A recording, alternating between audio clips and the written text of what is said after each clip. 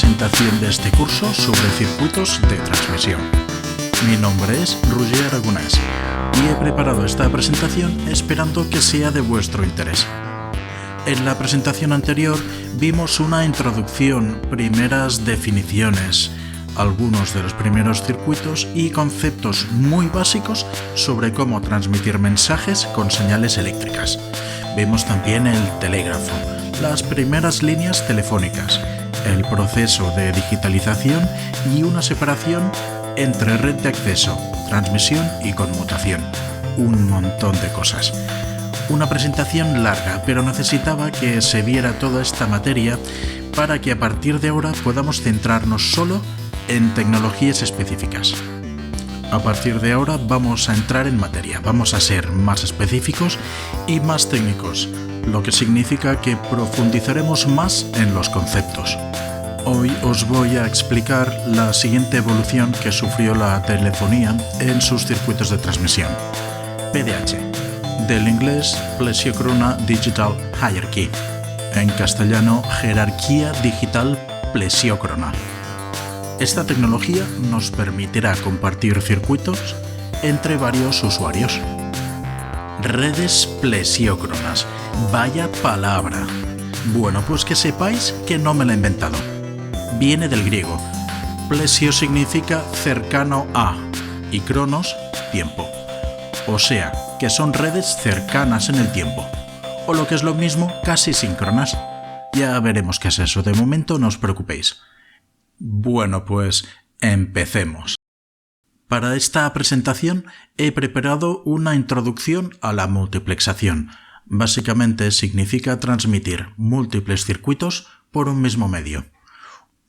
Una descripción del estándar que se desarrolló en Europa, seguida del estándar americano. Comentaré los diferentes niveles de multiplexación, el sincronismo en PDH y sus alarmas, cómo se estructuran las redes plesiócronas y finalizaremos, como siempre, viendo las limitaciones de esta tecnología. Multiplexación. Tal y como dejamos la presentación anterior, los circuitos se instalaban entre usuarios y centrales. Las centrales añadían un circuito no permanente y terminaban en otro circuito hasta el destino de la llamada. Un circuito, una llamada telefónica. Es un sistema perfecto, sin fisuras. Bueno, casi. Tiene un grave problema y es la escalabilidad. La telefonía fue un boom, una revolución. Todo el mundo quería tener un teléfono en su casa, lo que significó el cableado masivo de todas las ciudades. Las ciudades se convirtieron en marañas interminables de cables. Entre el humo de los coches y los cables, los seres humanos dejaron de ver la luz del sol. Bueno, casi. Además, los usuarios de una central querían también hablar con usuarios de otras centrales remotas, de manera que entre centrales se empezó masivamente a cablear circuitos y más circuitos de estos tramos entre centrales llamados circuitos troncales. Literalmente, tenía que haber tantos pares de cables como posibles llamadas simultáneas. Un par de cables por cada llamada. Imaginaos cuántas llamadas puede haber entre ciudades importantes simultáneamente. ¿1000? ¿2000? Ni idea, no lo sé. Pero me mareo solo de pensar en gestionar tiradas de 2000 cables para conectar dos ciudades. Luego otras 2000 para una tercera ciudad. Otras 2000 para una cuarta ciudad, y así hasta tener todo el mapa nacional cubierto. Bueno, pues esto es totalmente insostenible. Como se te rompa un cable en un mazo de 2000 cables, vas a tener que llamar a Terminator para que te lo repare. Y tema a precio. Unos cientos de metros de cable son baratos. Kilómetros para interconectar ciudades ya es una inversión que espera recuperar. Pero multiplicar esos kilómetros entre ciudades por miles y miles de circuitos, eso es inasumible. O sea que tendremos que encontrar un método que nos permita realizar estas conexiones con menos infraestructura. Y lo que se nos ocurrió fue inventar maneras de que varios usuarios compartieran los cables como buenos hermanitos. La técnica que permite esta magia se llamó TDM, del inglés Time Division Multiplexation, o multiplexación por división en el tiempo. Funciona de la siguiente manera. Diferentes usuarios que comparten origen y destino, o sea que se mueven a la vez de A a B, son insertados en un medio de manera alternada. Van tomando turnos para usar ese medio. Las señales de los usuarios se multiplexarán en la entrada y demultiplexarán en la salida. Primero hemos de encontrar múltiples usuarios que compartan un tramo en sus circuitos a establecer. Si no comparten nada, no tendría sentido multiplexarlos. El multiplexor es el equipo que suma varios usuarios en un único canal. Para que la información de los usuarios no se solape en el canal en común, la espacia en el tiempo. Les va dando paso alternadamente haciendo de guardia urbano. En la salida encontraremos el demultiplexor, o sea, el equipo que extraerá la información espaciada en el medio compartido y la repartirá entre los destinatarios. Si hiciéramos zoom en ese canal común, en la primera fracción de tiempo veremos la información del primer usuario, en la segunda fracción de tiempo al segundo usuario, y así sucesivamente. De ahí viene lo de multiplexación por división en el tiempo. Repartimos a los usuarios en el tiempo en ese canal común. Sumarizando, el multiplexor recogerá la información de múltiples usuarios y la insertará espaciada en el tiempo en un canal común. El demultiplexor recibirá la información de varios usuarios en el canal común espaciada en el tiempo y la repartirá a los legítimos destinatarios. Para una completa comunicación siempre hemos de gestionar la información en ambas direcciones, consiguiendo así una comunicación bidireccional. Por lo que todos los usuarios tendrán que estar conectados simultáneamente a un sistema multiplexor y demultiplexor. De esta manera no solo podremos mandar información al sistema remoto parejo, también recibiremos de él. Como siempre, el canal multiplexado, el que contiene la información de todos los usuarios, también tendrá que doblarse, uno para cada sentido. Estándar europeo, el E1. En este ejemplo vemos en la pantalla 4 usuarios que quieren multiplexarse compartiendo un canal. Si recordamos un poco lo que expliqué en la presentación anterior, las señales de los usuarios se digitalizaban con un estándar llamado PCM, y vimos que la trama PCM tenía una duración de 125 microsegundos y una velocidad de 64 kilobits por segundo. Bueno, pues eso significa que cada una de las entradas del multiplexor recibe una nueva trama cada 125 microsegundos. Pregunta. Entonces, esta nueva trama que se genera multiplexada, ¿qué duración ha de tener? ¿Ideas? Pues la misma que las entradas, 125 microsegundos.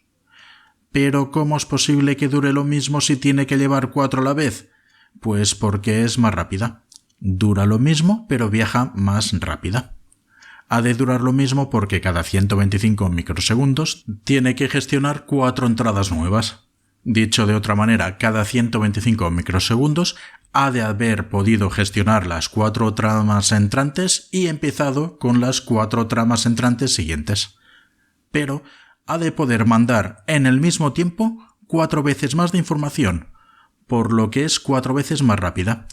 En concreto, para este ejemplo, es 4 veces 64 kilobits por segundo, lo que sería un total de 256 kilobits por segundo. La tecnología TDM en Europa se desarrolló bajo el estándar portadora E, con una unidad de trama llamada E1. El E1 tiene una capacidad de 32 veces la señal PCM. Hagamos las matemáticas. 32 veces la trama PCM por 64 kilobits por segundo. Cada trama PCM hace un total de 2048 kilobits por segundo. O sea, que tiene una velocidad aproximada de 2 megabits por segundo y una duración de 125 microsegundos por trama. Vale. Vimos que la señal PCM mandaba 8 bits por trama. Eran, si lo recordamos, cada uno de los resultados de muestrear, cuantificar y codificar las señales originales. Pues la señal TDM se dividirá en grupos de 8 bits, resultando los 32 que hemos mencionado anteriormente.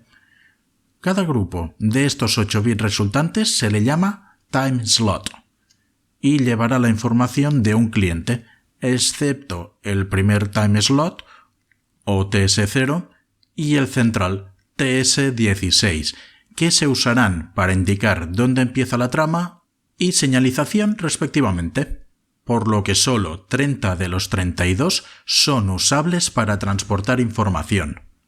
Hemos de remarcar la importancia del time slot 0, que marca el inicio de la trama. Sin él, el sistema no sabría la posición de cada uno de los canales. Durante una llamada, la información de los usuarios siempre viaja en el mismo time slot. Así, el demultiplexor de la salida siempre encontrará en la misma posición al mismo usuario hasta la finalización de esta llamada. Para los que se estén preguntando, vale, pero ¿quién decide que el usuario 1 va en la posición TS23 y el usuario 14 va en la posición TS7, por ejemplo? Pues son las centrales de conmutación que han visto que el usuario quiere llamar entre ciudades, por lo que sitúan su información en la trama que va hacia esa ciudad en el time slot que les convenga con un circuito temporal. Y la central de la ciudad remota será la encargada de extraer la información hasta el usuario final. No entraremos a hablar sobre centrales de conmutación en este curso. Seguiremos hablando de tramas multiplexadas, ya que son mucho más divertidas. Ni punto de comparación, vaya. Por cierto, este estándar de portadora E, dividido en 32 time slots, se llama E1 estructurado. Sumarizando, para formar las tramas TDM E1 estructuradas, juntaremos hasta 30 usuarios. Cada 125 microsegundos, cada usuario habrá mandado una trama PCM 64 kilobits por segundo, o sea un total de 8 bits. El multiplexor recoge estos 8 bits de cada usuario y les da paso a una supertrama 32 veces más rápido, de 2 megabits por segundo, en una posición fija llamada time slot. Y todo esto está sucediendo cada 125 microsegundos. En el extremo remoto, el demultiplexor realizará el proceso inverso. Extraerá cada 125 microsegundos los usuarios de los time slots y entregará estos 8 bits de información en un puerto físico conectado al usuario destino. Hay otro modelo interesante de portadora E, y es el E1 plano. La particularidad de este E1 es que ya no está pensado para el transporte de canales de voz PCM en una trama estructurada en time slots. Este modelo de trama está sin estructurar, en blanco, no está dividida en esos 32 time slots, lo que significa que su información está transportada a granel. Esto es muy útil para circuitos en los que el contenido no son líneas PCM sino datos. Los datos no necesitan una estructura de casillas fijas para poder transportarse, como veremos más adelante. Además, su flujo no tiene por qué ser constante. De manera que el responsable de gestionar la información que transporta no son los multiplexores y desmultiplexores que encasillan esta información PCM en 32 time slots, sino son los equipos a los que vayan conectados. Normalmente equipos de datos, un PC por ejemplo. Aquí, como podéis ver en esta presentación, no estamos multiplexando, simplemente estamos usando la trama para conectar dos ordenadores con una conexión de 2 megabits por segundo. Estándar transatlántico, el T1. En Estados Unidos, Canadá, Corea y Japón se usa el modelo llamado transatlántico. Igual que el europeo lo llamábamos portadora E, cuya unidad básica era el E1, este modelo transatlántico recibe el nombre de portadora T, cuya unidad básica es el T1. El T1 tiene la capacidad de transportar 24 canales PCM y dura lo mismo que el E1 y las tramas PCM, 125 microsegundos. Necesitará de un canal de inicio igual que la trama E1, pero esta será de 1 bit. No precisa del canal 16 de información, ya que cada canal lleva su información incrustada. Parece a primera vista que es más ineficaz que el europeo con 32 canales. Y bueno, a nivel de transporte de usuarios pues lo parece. El tema es que cuando desarrollaron este modelo vieron que enterrando los cables y transportando las señales a una distancia determinada, pues se producían errores con el estándar europeo. Digamos que quisieron asegurarse de que se cumplían unos mínimos de calidad que el europeo no llegaba, y bajaron la velocidad de trama lo suficiente para que se cumplieran estos requisitos. Esa velocidad en la que se dejaron de producir errores fue de 1544 kilobits por segundo, velocidad que daba para los 24 canales de 8 bits cada uno, más uno de cabecera. Usemos las mates. 24 timeslots por trama, 8 bits por timeslot, por 8000 tramas por segundo son un total de 1.536.000 bits por segundo, más la cabecera de 1 bit, que es 1 bit por trama, por 8000 tramas por segundo, un total de 8000 bits por segundo. Si sumamos los 8000 bits del sincronismo a los 1.536.000 de datos, nos dan un total de 1544 kilobits por segundo. El T1 es muy parecido a la trama E1, pero con una velocidad diferente y un límite de 24 usuarios. La duración sigue siendo igual. Bueno, creo que ya me he repetido suficiente, por lo que ya no insistiré más en describir las tramas. El T1, igual que la portadora E, puede ser estructurada o no, dependiendo del estándar que se use. Niveles de multiplexación PDH. La capacidad del E1 y del T1 resultó insuficiente para la creciente demanda de circuitos, por lo que se decidió realizar una segunda multiplexación sobre las líneas ya multiplexadas. Se introducirán 4 señales E1 en un nuevo multiplexor, como si se trataran de clientes. El multiplexor las enviará en un canal de orden superior llamado E2, espaciándolos de nuevo en el tiempo. O sea, volvemos a repetir el proceso que hicimos con las 32 tramas PCM, pero ahora con 4 E1s. La señal resultante volverá a tener 125 microsegundos, pero esta vez será 4 veces más rápida, más una pequeña cabecera, un total de 8,44 megabits por segundo. El estándar transatlántico se multiplexó exactamente igual, creando el T2, con 6,132 megabits por segundo. Estas multiplexaciones sobre las líneas ya multiplexadas se pueden concatenar, siempre en grupos de 4 en el estándar europeo. Así, la portadora E multiplexó 4 E1s para hacer un E2, 4 E2 para hacer un E3 y 4 E3 para hacer un E4, llegando a una velocidad de transmisión de 140 megabits por segundo y una capacidad para 1920 circuitos PCM. El transatlántico, por su parte, fue un poquito más especial. Multiplexó 4 T1 para generar el T2 de 6,132 megabits por segundo, pero luego se multiplexaron 7 T2 para generar el T3. Más que pensando en emular el estándar europeo o seguir la regla del x4, el T3 se calculó como estrategia a la necesidad de demanda, y ya que vieron que con las velocidades de 1,5, 6 y 44 megabits por segundo ya tenían suficiente y no había necesidad de crear más niveles.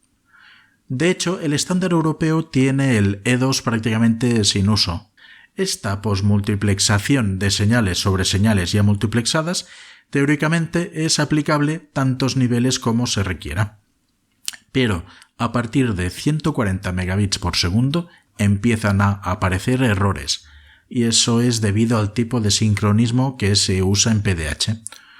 Eso que llamamos en la presentación como sincronismo plesiócrono. ¿Pero qué significa sincronismo plesiócrono? Sincronismo en PDH. Cuando expliqué la trama PCM en la introducción, mencioné que la información se agrupaba en tramas de 8 bits de duración 125 microsegundos.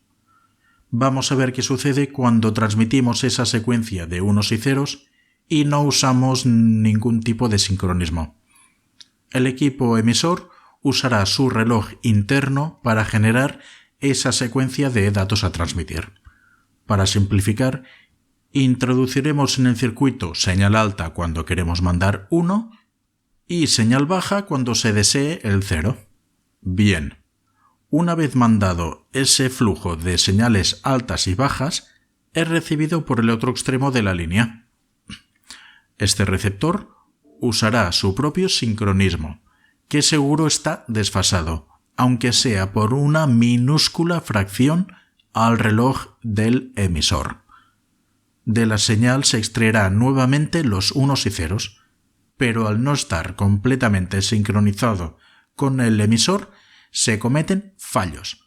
Aquí en este ejemplo hemos perdido un 0 en la recuperación.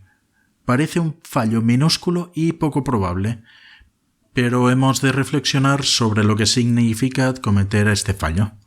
Por una parte, hay que tener en cuenta que esto está sucediendo cada 125 microsegundos, o sea, un montón de veces por segundo, lo que quiere decir que unos pocos fallos por trama se traducen en un montón de fallos por segundo. Por otro lado, hay que entender que el error es acumulativo. Si he perdido un 0, esta cadena y las siguientes estarán desfasadas un bit. En el siguiente bit que se cometa otro error, perderemos 2, y así sucesivamente. Este efecto lo notamos aunque los relojes origen y destino solo difieran 1 minuto al año. Cuando expliqué la digitalización PCM no mencioné todo esto, lo sé. Lo hice adrede para mantener la introducción un poquito más simplificada, pero es que ahora ya estamos entrando en materia y ya podemos afrontarlo. Ahora imaginaos qué sucederá si intentamos multiplexar estas cadenas y hemos perdido algunos bits. Todos los canales se nos solaparán y mezclarán. Perderemos la información de todos los clientes. Todo un desastre, vaya. Así que tenemos que inventar métodos para sincronizar este sistema e indicar al extremo remoto dónde empieza y acaba cada cosa. Solo hay una manera de evitar los problemas descritos anteriormente, y es decir a los equipos dónde está la información, dónde empieza y dónde acaba. La solución que se adoptó fue mandar una señal de sincronismo junto a los datos transportados, de manera que con los datos siempre viajará la llave de sincronismo que abrirá correctamente la información. Este sincronismo puede ser una señal de 8 kHz o 64 kHz, y hay 3 maneras de insertarla. Codireccionalmente, datos y sincronismo viajan de la mano, el emisor le dice al receptor cómo ha mandado los unos y ceros. Contradireccionalmente, datos y sincronismo se contraponen en sus direcciones, o sea que es el receptor el que le dice al emisor cómo quiere recibir esos datos. Y por último, centralizado. Un reloj externo insertará el sincronismo. El uso de un sistema de sincronismo o el otro viene decidido por el tipo de interfaz que se instale, de manera que no podemos seleccionar uno o otro a nuestro antojo. Será el hardware que instalemos el que decidirá sin dejarnos alternativa. O sea que el sincronismo lo llevan los interfaces de cada extremo. Bien, veamos pues un poco más de estos interfaces y cómo insertan los datos junto con el sincronismo. En la presentación podemos ver un ejemplo de secuencia que queremos mandar. Empieza el bit 7 y 8 de la cadena anterior, los 8 bits de la cadena actual y termina con el primer bit de la siguiente cadena. En interfaces codireccional, antes de mandar los octetos por el circuito, cada bit es subdividido o recodificado en 4, subbits. Ahora, el 1 binario se representará por la secuencia 1, 1, 0, 0 y cada 0 binario se representará por 1, 0, 1, 0. No parece muy lógico a primera vista usar 4 bits para mandar un bit, pero os pido un poco de paciencia. Esto nos ayudará a solucionar el tema del sincronismo, ya lo veréis. Con la nueva secuencia obtenida, invertiremos cada bit original en polaridad, con lo que se obtiene una secuencia de 3 niveles de tensión: -1, 0 y 1. La gracia de este paso es que los bits originales quedan encuadrados. Cada vez que pasemos de +1 a -1 o de -1 a +1, estamos cambiando de bit. A esta nueva señal la vamos a molestar un poquito más. La vamos a invertir de nuevo en polaridad cada bit número 8. Con este nuevo cambio de polaridad, la nueva secuencia obtenida indica fin de octeto al no encontrar la polarización esperada. O sea, simplificando, la señal final a transmitir tendrá cada bit empezando en una polarización nueva. Si eso no se cumple, es que estamos en el bit 8. Ahora el sistema remoto sabrá no solo cuándo empieza y acaba bit, sino que también cuándo empieza y acaba cada octeto. Esto nos permite recuperarnos ante cualquier fallo. Si ahora perdemos un bit, en la siguiente secuencia nos resincronizaremos. Además, con estos cambios de polarización insertados en los datos, nos es fácil recuperar señales de sincronismo, tanto de 8 kHz como de 64 kHz.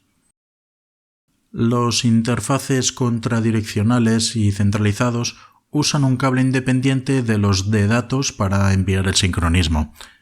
Estos interfaces simplifican el proceso de envío de datos al no incrustar encima del sincronismo, pero como contrapartida requieren un cable extra en cada sentido.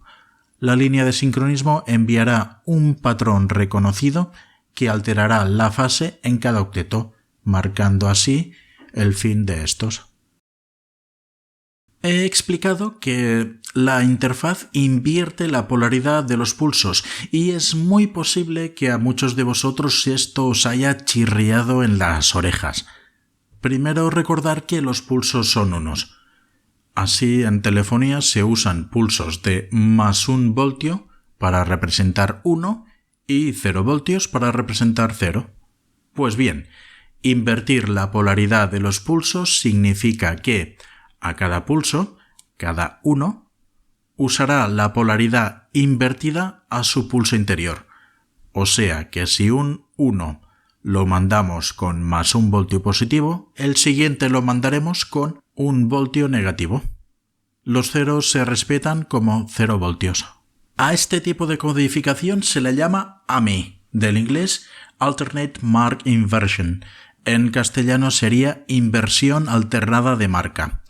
Y viene de que originalmente a los ceros se les llamaba espacios y los unos eran marcas. Con esta alternancia en el voltaje se consigue eliminar estática en la línea. Si siempre mandáramos señales en positivo, acabaría acumulándose un valor de continua, ya que las largas distancias de cable actúan como un condensador, tienen efecto capacitivo. Con este sistema conseguimos inyectar más potencia en líneas de larga distancia, ganando calidad en la transmisión. Ok, hemos visto las tramas PCM, cómo introducen sincronismo y cómo nos indican los cambios de octeto, informándonos así cuándo empieza y acaba no solo cada bit, sino también cada grupo de 8 bits que forman una trama. Volvamos ahora a nuestra trama multiplexada E1. Necesitaremos en esta trama también que alguien nos diga algún mecanismo, nos indique dónde empieza y dónde acaba cada cosa. Bueno, pues para alinear la trama E1 usaremos un patrón fijo en el time slot 0 que los dispositivos serán capaces de reconocer. Ese patrón es 0011011. Para que se mantenga el mecanismo de alineamiento de las tramas, no es necesario que esta secuencia se repita en todas y cada una de las tramas. Basta en que se repita cada 2 tramas, permitiendo en esta cabecera TS0 la inserción de más información, como por ejemplo detección de errores. El time slot 16 llevará en su octeto señalización de canales. Dedica 4 bits a cada canal de cliente, por lo que se requerirá de un ciclo de 15 tramas consecutivos más una de inicio para la señalización de todos los posibles 30 canales que el sistema transporta. Para indicar cuál de los 16 tramas es la trama 0, a esta se le añadirá el código de 4 ceros en sus primeros 4 bits, no repitiéndose esta secuencia en ninguna de las restantes 15 tramas. Así como podemos ver en la presentación, el time slot 16 de la trama número 15 lleva la señalización de los canales 15 y 30. Estos 4 bits que dedicamos a cada uno de los 30 canales que se repiten cada 16 tramas, lleva, como hemos mencionado, la señalización de cada uno de los canales. Esta señalización puede contener información concerniente al estado del canal, como inicio de llamada, finalización, número ocupado, etc. Añadiremos bits de chequeo de redundancia cíclica CRC4 en la cabecera TS0, finalizando los octetos con la secuencia de sincronismo ya mencionada 0011011. Su función principal es asegurarnos que el sistema no sea sincronizado por error con un canal del cliente que por pura casualidad transportara esa secuencia 0011011, y también nos da cierta visibilidad sobre la cantidad de bits erróneos que recibimos. Es simplemente un código de 4 bits, o sea que se monitoreará cada 8 tramas, ya que lo habíamos alternado cada 2 tramas. Y ejecuta un algoritmo comparando su valor con el de la propia trama. Si el resultado de este algoritmo es positivo, las tramas se dan por válidas. En caso contrario, no. Y terminaremos la cabecera con los bits de alarmas. En caso que el sistema de detección de errores CRC4 no se cumpla, el equipo que detecte el error los usará para indicar a su pareja remota que no le está llegando la información correctamente. En caso que la señal sea marcada como no válida por el sistema CRC4, los canales extraídos hacia los clientes serán descartados y rellenados con una secuencia de unos. Todo unos en un circuito es una alarma conocida como AIS, del inglés Alarm Indicator Signal, en castellano SIA. Redes PDH. Para interconectar 2 centrales de conmutación, se calculará el tráfico promedio entre estas 2 centrales y, acorde con esos resultados, se cableará conectando las ciudades y los barrios, creando una maraña. En caso de que 2 centrales no estén conectadas directamente, sea por razones de distancia o porque se ha calculado poco tráfico entre ellas, se usarán centrales intermedias como pit stops para sus comunicaciones. En estas redes, cuando un usuario quiere establecer una comunicación con otro usuario, los datos de su llamada son transportados por la red de acceso hasta la central en la que el usuario está abonado. La central de conmutación leerá el número destino marcado y decidirá qué hacer dependiendo de la situación del destino. Por ejemplo, en caso de que el destino esté conectado también en la misma central, creará el circuito temporal cerrando el circuito y reenviando los datos hasta el abonado destino. En el caso que el destino no esté conectado en la misma central, tendrá que reenviar esos datos a la central más cercana al usuario destino. Para ello existen unos algoritmos asociados al número marcado, yendo de más a menos relevante. Empezará con el país. Es un código único. Por ejemplo, Estados Unidos es 001, España es 0034 e Inglaterra 0044. Luego va por ciudades, también con código único. Madrid sería el 91, Barcelona sería 93 y luego ya vendría el usuario. El resultado de ese algoritmo le indicará a la central qué salida de las múltiples que tiene conectadas debe usarse para entregar esa llamada lo más directo posible. En nuestro caso, el abonado ha llamado a un número perteneciente a la ciudad 2. Eso le indicará a la central de conmutación que tiene que usar las tramas PDH que la conectan con ciudad 2. Escogerá un time slot a su conveniencia de las tramas que lo conectan con ciudad 2 y multiplexará a este usuario junto todos aquellos que a su vez estén comunicados con ciudad 2, mandándolos todos juntos. En la ciudad 2, la central de conmutación conectada como destino en ese tramo multiplexado abrirá el time slot y verá que se trata de una llamada para un abonado conectada directamente a él, por lo que creará un circuito temporal en ese time slot procedente de la central 1 y el abonado destino. Cuando la comunicación finalice, tanto la central 1 como la central 2 destruirán ese circuito no permanente y se liberará el time slot para que otro futuro abonado pueda usarlo. Solo recordar que esto está sucediendo simultáneamente en ambas direcciones y el retorno usa siempre el mismo time slot que en la ida. El intercambio entre centrales de una llamada no tiene por qué ser siempre al mismo nivel ni posición. Me refiero a que si una llamada tiene que cruzar diferentes tramos, en cada tramo la central de conmutación creará un circuito a su conveniencia, a la posición que le convenga, reseteando cada vez su posición en la jerarquía. Así, un circuito que se cree entre dos centrales siempre señalará al mismo time slot, para no confundir a la central remota. Pero esta, la central remota, para reenviar la información, puede escoger cualquier circuito PDH aunque sea de diferente nivel jerárquico y en un diferente time slot. Si eso sucede es por pura coincidencia. Limitaciones. Cuando se precisa de niveles de alto orden, los circuitos quedan enterrados en las catacumbas de las supertramas y no se puede acceder a la información a menos que se desmonte toda la trama de orden superior.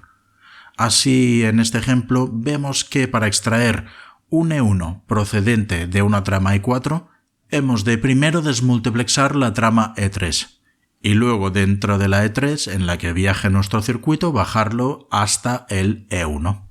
Solo ahora podemos acceder a nuestro canal. En caso de que el resto de circuitos sigan viajando, los tendremos que multiplexar de nuevo con el consecuente gasto de hardware que conlleva. O sea, que hemos de planificar con mucho cuidado cuando cableamos nuestras líneas, qué multiplexamos y dónde, ya que no será fácil moverlo en un futuro. Básicamente ese sistema está falto de flexibilidad. Una vez cableado es muy rígido. En general, las redes plesiócronas presentan las siguientes limitaciones. Una falta de acuerdo entre estándar europeo y el transatlántico. Esto hace complicadas las interconexiones entre estas dos redes. Se requiere mucho hardware para las multiplexaciones de orden superior. Como hemos visto antes, esto dificulta la tecnología en su mantenimiento y en su instalación, aparte que la encarece. No tiene flexibilidad. Cada pequeña situación significa un desbarajuste que requiere mucha planificación. Este sistema no tiene medios de protección frente a averías. Solo se instalan a niveles muy altos y son muy complicados y costosos. No hay mucha posibilidad de configuración remota. Cada cambio está obligado a ser ejecutado por un técnico desplazado. No hay gestión de alarmas. Básicamente te das cuenta que algo se ha roto cuando se te acumulan las quejas de los usuarios. Todo y que teóricamente podamos escalar la jerarquía a los niveles que deseáramos, en la realidad no podemos fabricar tarjetas que superen los 144 megabits con garantías que su resultado esté libre de errores. Seguro que me dejo algunas cosas en el tintero, pero mencionar que la multiplexación TDM en PDH es una tecnología que a día de hoy sigue usándose por su robustez. Además, las redes ya existentes han costado un dineral que las compañías quieren amortizar, de manera que PDH convive actualmente con las redes más nuevas. Bueno, pues esto ha sido todo en esta presentación. Para la siguiente he preparado una introducción a las redes síncronas SDH, que siguen usando multiplexación TDM. Estas superan la barrera tecnológica de los 140 megabits por segundo e introducen interfaces ópticos. Bueno, no os quiero adelantar más. Espero que os pique la curiosidad lo suficiente para seguir conmigo. Y con esto finalizaremos esta presentación. Nos vemos en el siguiente capítulo. Adiós.